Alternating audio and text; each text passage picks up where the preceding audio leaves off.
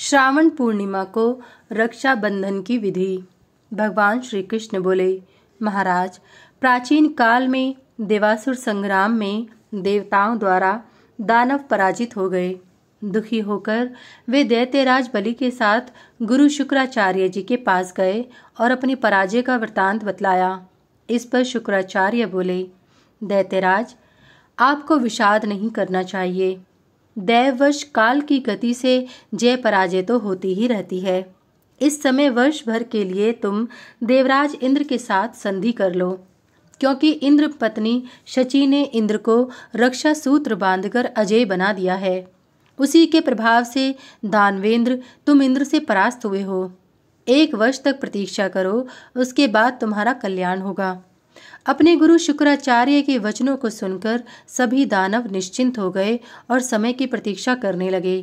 राजन, यह रक्षाबंधन का विलक्षण प्रभाव है। इससे विजय, सुख, पुत्र, आरोग्य और धन प्राप्त होता है। राजा युधिष्ठिर ने पूछा, भगवन, किस तिथि में किस विधि से रक्षाबंधन करना चाहिए, इसे बताएं।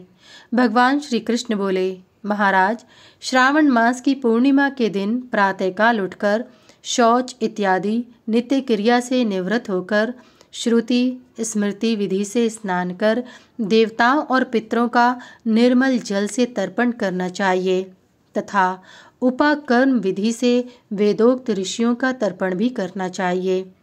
ब्राह्मण वर्ग देवताओं के उद्देश्य से श्राद्ध करें।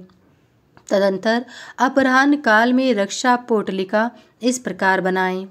कपास अथवा रेशम के वस्त्र में अक्षत, गौर, सरसप, सुवर्ण, सरसों, दूर्वा तथा चंदन आदि पदार्थ रखकर उसे बांधकर एक पोटलिका बना लें तथा उसे एक ताम्र पात्र में रख लें और विधि पूर्वक उसको प्रतिष्ठित कर लें। आंगन को गोबर से लीपकर एक चौकोर मंडल बनाकर उसके ऊपर पीठ स्थापित करें और उसके ऊपर मंत्री सहित राजा को पुरोहित के साथ बैठना चाहिए। उस समय उपस्थित जन प्रसन्न चित्त रहें, मंगल ध्वनि करें। सर्वप्रथम ब्राह्मण तथा सुवासिनी स्त्रियां अर्घ्य आदि के द्वारा राजा की अर्चना करें।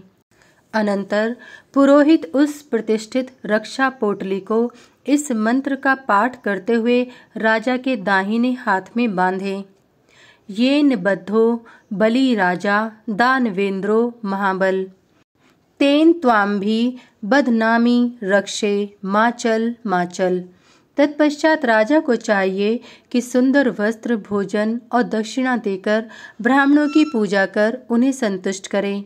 यह रक्षाबंधन चारों वर्णों को करना चाहिए। जो व्यक्ति इस विधि से रक्षाबंधन करता है वह वर्ष भर सुखी रहकर पुत्र, पौत्र और धन से परिपूर्ण हो जाता है।